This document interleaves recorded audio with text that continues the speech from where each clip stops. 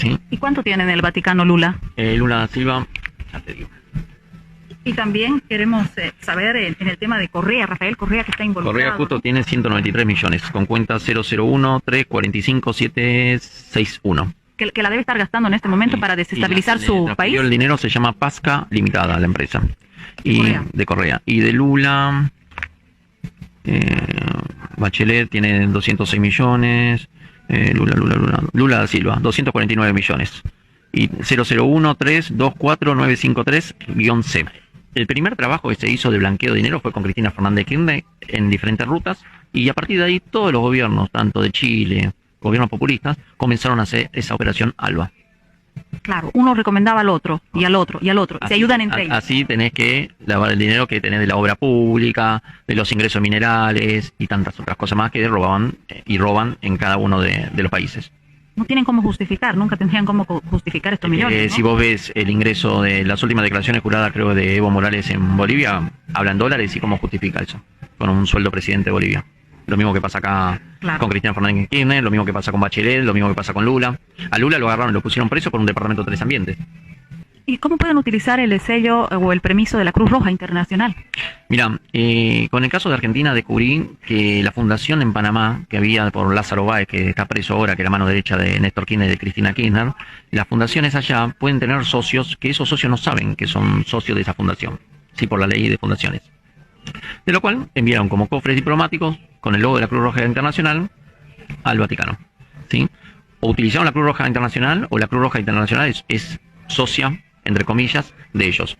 Se sabe muy bien que en el ámbito de inteligencia se sabe muy bien que la Cruz Roja Internacional se ha usado en baúles, cofres metálicos para transportar diferentes tipos de cosas. Hasta hace muy poco se descubrió en Colombia que se transportaban dineros y se transportaba armamento con cofres de la Cruz Roja Internacional. Igual pasó en Venezuela. Entonces, la Cruz Roja sacó un comunicado diciendo que era imposible que pasara eso, pero los cofres eran de la Cruz Roja Internacional. Pues los viajes pontificios del Papa, fue a visitar a Fidel, fue a visitar a Cuba, no fue a Venezuela, pero ampara a Maduro. Maduro lo va a visitar, cada vez que va lleva, no sé, 60, 80, 90 bolsos más, igual que Evo Morales, igual que Cristina Fernández de Kirchner. Acá en la Argentina, por ejemplo, no vino nunca y no va a venir, porque primero ya no es querido, lamentablemente, y por toda la corrupción que demostró, y por apoyar a gobiernos populistas. En este caso, tú relacionas mucho a Cristina Kirchner con Francisco. En un primer mes sí había un ataque, incluso creo que no asistía ni Cristina ni el Papa Francisco. Estaba Néstor Kirchner, que estaba el marido, fue en un Tedeum que Francisco le dijo las cosas que pasaban, no le gustó a Néstor, y de ese momento comenzaron a ser archienemigos. Con Cristina no tenía tanto problema. ¿Cuándo se abuenan y por qué se abuenan? Y se abuenan cuando Bergoglio, como cardenal en Argentina, le hace una misa de exequias a Néstor Kirchner, que había muerto, y ahí Cristina ya entró en las paces, pero había esos choques, sí, políticos internos entre la iglesia y el gobierno de Cristina Kirchner, de lo cual después, cuando sumió, lo quisieron atacar y demás, y después se arreglaron en el sentido que negociaron en la mesa, negociaron diciendo, mira, yo tengo una deuda, el Papa, tengo una deuda de 700 millones de euros en el Vaticano, me podés ayudar en arreglar esto y mantenemos una buena amistad. Qué casualidad que al año y medio esa deuda no estaba más en el Vaticano. ¿La deuda de cómo? De Cristina Fernández de Kirchner. La deuda del Vaticano que tenía el Vaticano fue saldada por Cristina Fernández de Kirchner y otros presidentes de otros países. Y así. ¿Tiene documentación de eso también? Eso fue con documentación y mismo una charla directa que hubo hablando sobre ese tema, cómo hacemos ese movimiento. Y ahí se creó la Operación ALBA.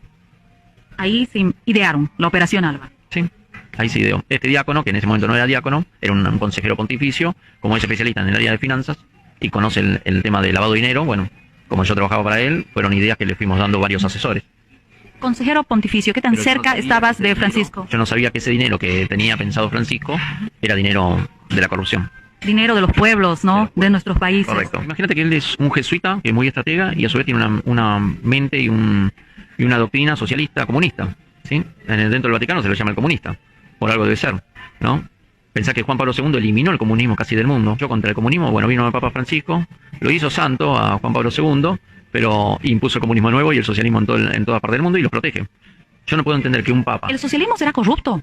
Eso es una base corrupta, ya. Ya es una base corrupta. Ya tener pobreza es ser corrupto. Y generar pobreza es ser corrupto. ¿Por qué? Porque se alimenta de lo que el pobre tendría que recibir, ¿sí? Entonces ya es una base corrupta. Lo que pasa es que Francisco tiene esa mentalidad. Y al pobre no le interesa a Francisco. Le interesa el movimiento político y restaurar lo que quería antes. Él se cree que es eterno, que va a estar toda la vida. Pero como me dijo un cardenal una vez, que fue el cardenal Pironio, los papas pasan y nosotros quedamos.